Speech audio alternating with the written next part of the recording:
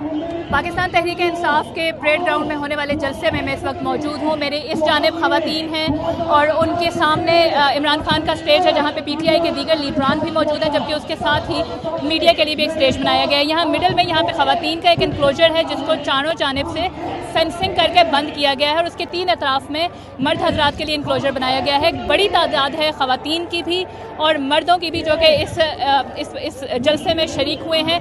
बाहर फैसल एवेन्यू से हम आए हैं, वहाँ पे भी एक बड़ी तादाद मौजूद है जो कि अभी भी लोग बाहर मौजूद हैं, जलसागाह की जानिब आ रहे हैं। एक ह्यूज क्राउड जो है वो आज पीटीआई गैदर करने में यहाँ पर कामयाब होती नज़र आ रही है।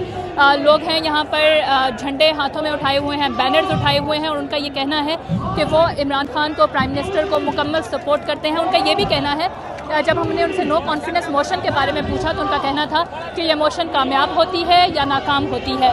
उनका ये कहना है कि वो प्राइम मिनिस्टर इमरान खान को सपोर्ट करते रहेंगे। तो ये एक रैली है जो कि यहाँ पे गैदर करने के लिए कामयाब हुए हैं। ये मर्दों का इंक्लोजर है जो कि आप अभी देख सकते हैं।